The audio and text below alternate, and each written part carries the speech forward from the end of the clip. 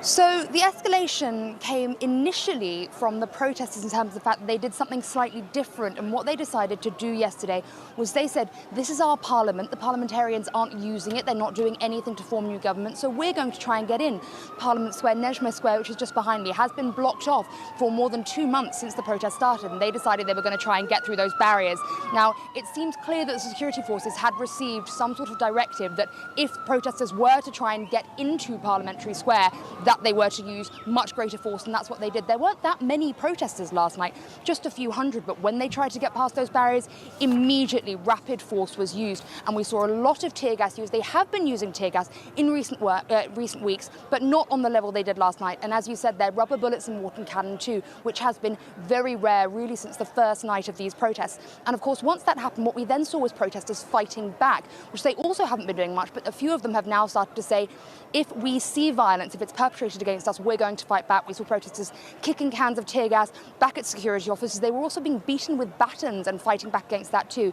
And we then saw groups of Amal and Hezbollah supporters, the two main Shia groups here, come down and start fighting with protesters too. So that escalated the violence once again, and we saw security forces initially trying to separate them and then starting to fight with both sides, the protesters and the sectarian supporters. So things escalated for hours and hours last night. Many, many injuries, and not just the sort of light injuries we've been seeing in the last few weeks of protests, but the Lebanese Red Cross saying that almost half the people who were injured actually had to be taken to the hospital last night. Now, despite the violence, as we can see behind you, people are back in the streets this Sunday.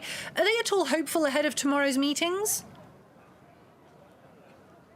Yes, there have been variable reactions since the protest started to nights when there's been a slight escalation of violence. Some people were worried that today many people wouldn't turn out on the streets. Protesters were worried because people were scared of last night. That doesn't seem to be the case. As I said, just a few hundred protesters last night. Today we have seen several thousand going through the evening. They are uncowed. They're standing, crowding around the entrances to Parliament. Now, it seems tonight that the riot police are out in less force. The mood has been mostly peaceful. Lots and lots of angry chanting, but no real fighting. Just a few minutes ago, a couple of hundred young men, many with their faces covered, ran into the crowd. They were welcomed as they ran in there, and they started chanting again. But it is just groups of people tonight who seem quite cheerful about what they're doing and seem to just want to put across the point that we are still here and you can't scare us, which is what they say that riot police were trying to do last night. Now, what they're worried about, there are two possible outcomes tomorrow with these parliamentary consultations that the president is going to hold.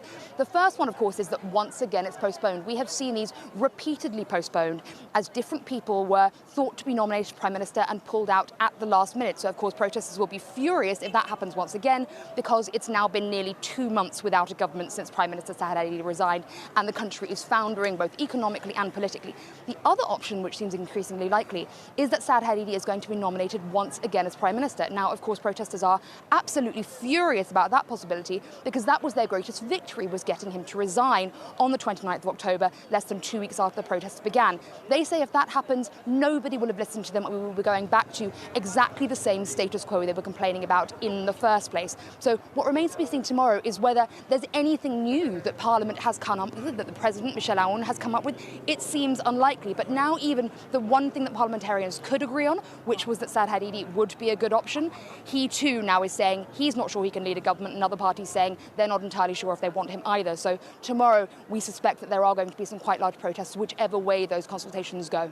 Layla Malan Ireland, thank you very much for that.